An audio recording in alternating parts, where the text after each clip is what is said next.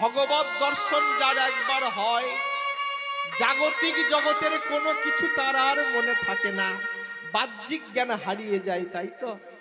তাই তো একদিন রামকৃষ্ণ ঠাকুর নরেনকে বলেছিল, নরেন, কয়েকদিন ধরে তোর মনটা খারাপ দেখছি, কি ব্যাপার বল দেখি, তোর মনটা এমন খারাপ কেন, কি হয়েছে আমার কাছে খুলে বল। ঠাকুর, শুধু সাধন ভজন নিয়ে তো জীবন চলতে পারে না। হরি বল, হরি বল। আমি দত্তবাড়ির ছেলে, কায়েদ ব্রাহ্মণ ঘরের ছেলে। আমি যুক্তি পছন্দ করি, যুক্তিটা ভালোবাসি। শুধু সাধন ভজন নিয়ে তো জীবন চলতে পারে না। গুরুদেব, আমার পিতৃবিয়োগ হয়েছে, আমার সংসারে বড় অভাব, আমার টাকা চাই, আমার টাকা চাই, আমার টাকা চাই। ভক্তমণ্ডলী, ভক্তিমতী মায়েরা, রামকৃষ্ণ ঠাকুরের কথা জানেন তো? টাকা মাটি, মাটি টাকা। হরি বল, হরি বল। বলে দুঃশালা, টাকা মাটি, মাটি টাকা, টাকা টাকা কিসের টাকা? হরি বল।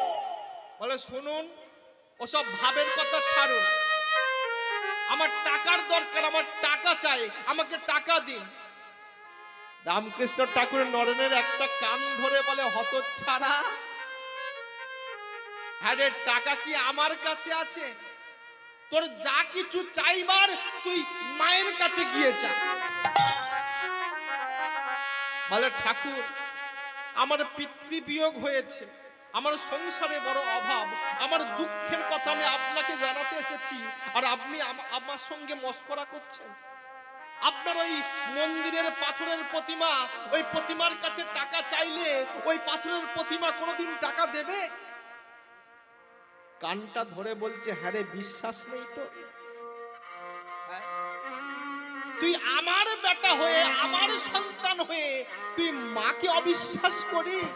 হরি বল, হরি বল। তোর বিশ্বাস নেই? রামকৃষ্ণ ঠাকুরের এমন আত্মবিশ্বাস শুনে, এমন আত্মবিশ্বাস দেখে আমার নরেন ঘাবড়ে গেছে। বলে, মায়ের কাছে টাকা চাইলে মা টাকা দেবে? কেন দেবে না? কত টাকা চাইতো? ব্যাগ নিয়ে যা, বস্তা নিয়ে যা।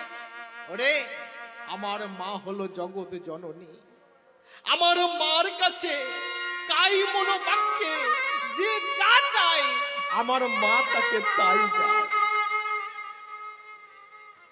নরেন মনে পড়ে চিন্তা করলো, একবার দেখি তো। এই বলে মন্দিরের মধ্যে প্রবেশ করেছে। যেই না মন্দিরের মধ্যে প্রবেশ করেছে, দেখছে প্রস্তর বিগ্রহ রূপে দাঁড়িয়ে আছে আমার মা ভবানী। ভিতর থেকে মন্দিরের দরজাটা বন্ধ করে দিয়েছে, বন্ধ করে দিয়ে মায়ের চরণ তলে বসে বলছে, মা, মাগো,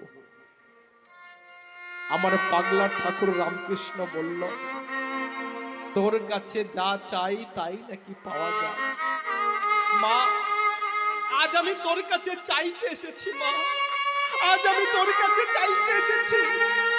একবার তুই আমার ডাকে সাড়া দে, একবার তুই আমার ডাকে সাড়া দে, একবার প্রকটিত হ মা, একবার প্রকটিত হ, একবার দেখা দে। অঝর নয়নে কাঁদছে। সন্তান যদি আকুল প্রাণে ব্যাকুল হয়ে মাকে ডাকে, মা কি পারে সন্তানের ডাক উপেক্ষা করতে? পারে না। হঠাৎ যেন মন্দিরের ভিতর থেকে সুললিত মিষ্টি মধুর কণ্ঠে কে যেন বলে উঠল, বিবেক, বিবেক, বিবেক। কে কে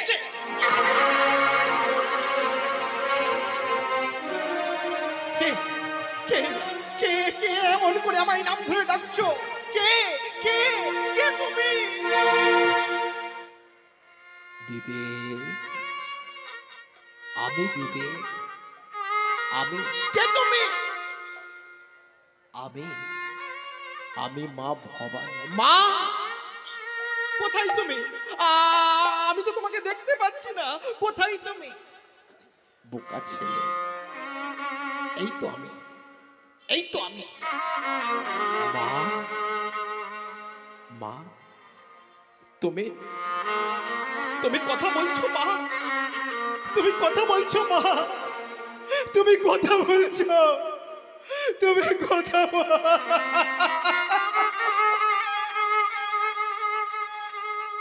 কাঁদছিস কেন? কাঁদছিস কেন? শান্ত হ। কি চাই তো? ওরে, আজ তুই আমার কাছে যা চাইবি আমি তোকে তাই দেব মা। এত দয়া তোমার, এত করুণা তোমার, এত কৃপা তোমার। আমি না ডাকতে তুমি আমার সামনে এসে দাঁড়িয়েছ মা। মা, আমি ধন চাই না, আমি বিষয় চাই না, আমি বৈভব চাই না, আমি সম্মান চাই না, ইন্দত্ব, কবিরত্ব, পূর্ণত্ব আমি কিছু চাই না মা। দিতেই যদি হয় তাহলে আমার জ্ঞান দে, আমায় ভক্তি দে, আমায় জ্ঞান দে, আমায় ভক্তি দে, আমায় জ্ঞান দে, আমায় ভক্তি।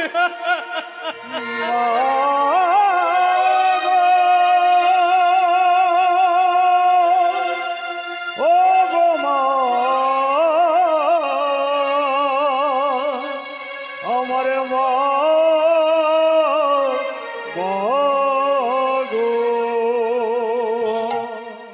তাই হোক, তোকে আমি দিব্য জ্ঞান দিলাম, দিব্য ভক্তি দিলাম, দিব্য জ্ঞান দিলাম, দিব্য ভক্তি দিলাম।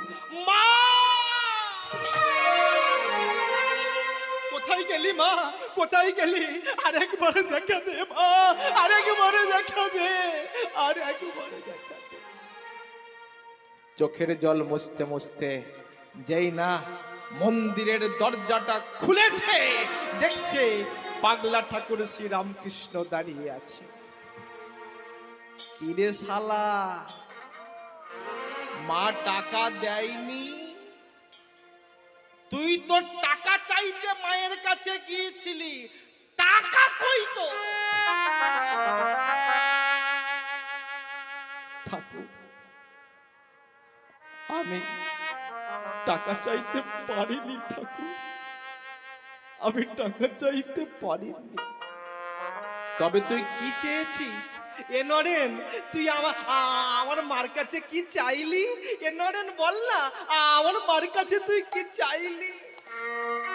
ঠাকুর, মা যখন আমার সামনে এসে দাঁড়ালো, আমি মায়ের কাছে বললাম, মা,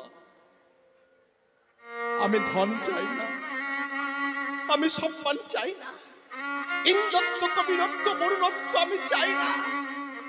এই জাগতিক জগতের কোনো কিছু আমায় দিতে হবে না।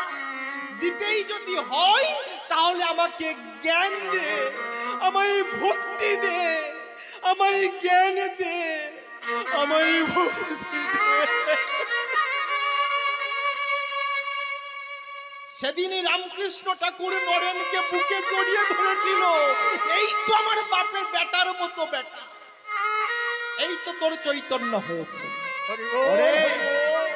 একবার যার ভগবত দর্শন হয়, ভগবত দর্শন যার একবার হয়, জাগতিক জগতের কোনো কিছু তার আর মনে থাকে না।